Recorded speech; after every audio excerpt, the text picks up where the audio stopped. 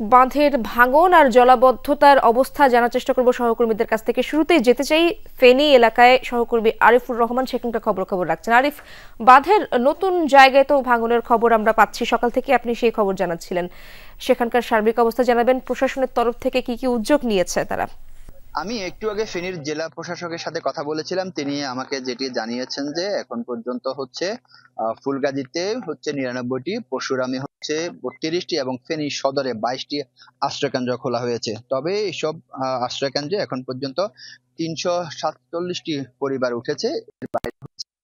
এখন আমরা তিনি আমাদেরকে আরেকটি বিষয় জানিয়েছেন যে 11,500 মানুষ এখন সম্পূর্ণ পানিবন্দী হয়ে পড়েছে। পানি উন্নয়ন বোর্ডের নির্বাহী প্রকৌশলী যেটি জানিয়েছেন যে এখন মুহুরী নদীর পানি 67 সেন্টিমিটার উপর দিয়ে প্রবাহিত হচ্ছে, যদিও সকালে যেটি ছিল 135 সেন্টিমিটার উপর দিয়ে। এখন যদিও মুহুরী নদীর পানি কিন্তু কমে, এই যে আসলে পানি যে কমতেছে মুহুরী নদীর বিপদসীমার উপরের, সেটি আসলে কমার কারণ হচ্ছে যে মুহুরী, কহু এবং সিলোনিয়া নদী যে বাঁধ ভাঙছে, বাঁধ ভাঙ্গা স্থান দিয়ে মূলত হচ্ছে যে পানি লোকালয়ে প্রবেশ করছে। তবে এখানকার বাসিন্দারা যেটি বলছে যে এবার যে 7,340 কোটি টাকার যে প্রকল্পটি হাতে নেওয়া হয়েছে, এই প্রকল্পটি যদি যথাযথভাবে যদি বাস্তবায়ন করা যায় তাহলে তারা এভাবে প্রতি বছর যে মুহুরী নদী এবং কহু নদীর যে পানিতে নিমজ্জিত থাকে সেটি থেকে রক্ষা পাবে।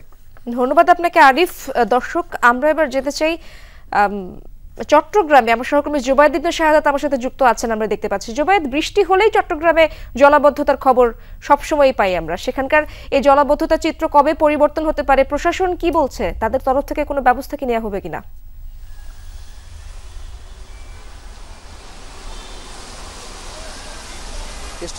বৃষ্টি হলেই চট্টগ্রামের জলাবদ্ধতা যে কথাটি বলছেন সেটা অনেকাংশেই আমরা দেখতে পাচ্ছি বিগত কয়েক বছর ধরে এটা একেবারে প্রকট আকার ধারণ করেছে এবং এই সমস্যা চট্টগ্রামবাসীর জন্য এক প্রকার নিত্যকার ঘটনা বলা চলে। সামান্য বৃষ্টি হলেই নিম্নাঞ্চলগুলোতে হাঁটু পানি হয়ে যায়, কোমর পানিও আমরা হতে দেখেছি। পাশাপাশি জলাবদ্ধতা নিরসনের যে প্রকল্পগুলো হাতে নেওয়া হয়েছে বেশ কয়েক বছর ধরেই সেগুলো চলমান।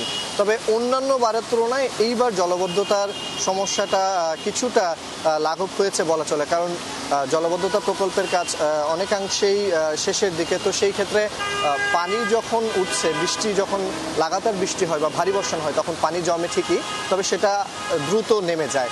এবং আমরা এই জায়গাটায় কিছুক্ষণ আগে দেখেছিলাম যে হাঁটু পরিমাণ পানি ছিল চট্টগ্রামের জিসি মোড় এলাকা, এখন সেটা পানিটা অনেকাংশে নেমে যাচ্ছে। এবং বৃষ্টি যদি বাড়ে এবং জোয়ারটা যখন থাকে তখন যে জলাবদ্ধতা সেটা একটু বেশি আমরা দেখতে পাই।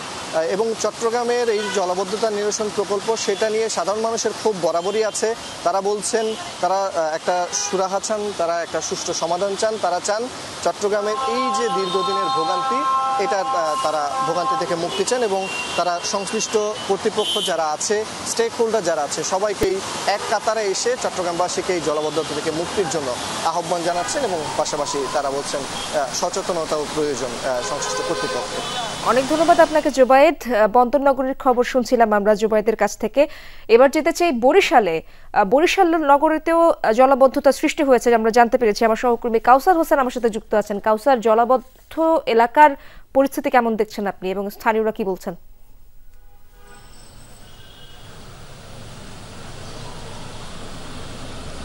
ইশরাত, বরিশালকে কিন্তু ধান নদী খালের বরিশাল হিসেবেই চেনা হয় এবং বরিশালকে ঘিরে যে খালগুলো ছিল সেই খালগুলো পর্যায়ক্রমে দখল হয়েছে, ভরাট হয়েছে এবং এই ভরাটের যে অভিশাপ, সে অভিশাপের কারণেই কিন্তু এই একটু বৃষ্টি হলেই টানা বৃষ্টি হলেই কিন্তু এই নগরীতে জলাবদ্ধতার সৃষ্টি হয়। এবং বিশেষ করে যে নবগ্রাম রোডটি রয়েছে এটি একটি ব্যস্ততম রোড এবং এই রোডটি প্রতি বছরই আমরা দেখেছি যে সামান্য বৃষ্টিতেই জলাবদ্ধতা হয় এবং যারা নগরবাসী রয়েছেন বা এই সড়ক থেকে যারা চলাচল করেন তাদের কিন্তু ভোগান্তিতে পড়তে হয়। শুধু এই নবগ্রাম রোড নয়, বগুড়া রোড ব্যস্ততম এলাকা রয়েছে, সদর রোড, সেখানেও কিন্তু ভারী বৃষ্টিতে নগরবাসীকে ভোগান্তিতে পড়তে হয়। এবং আজ যেহেতু স্কুল কলেজ খোলা রয়েছে, বিভিন্ন স্কুলে পরীক্ষা হচ্ছে, সকাল থেকে যারা বাইরে বের হয়েছেন বিশেষ করে তাদের কিন্তু বেশি ভোগান্তিতে পড়তে হয়েছে। বরিশাল সিটি কর্পোরেশন প্রতিবারই বলছেন, যারা বিগত দিনে নেতৃত্বে ছিলেন তারাও বলেছিলেন যে খাল উদ্ধারে তারা প্রকল্প পাঠিয়েছেন।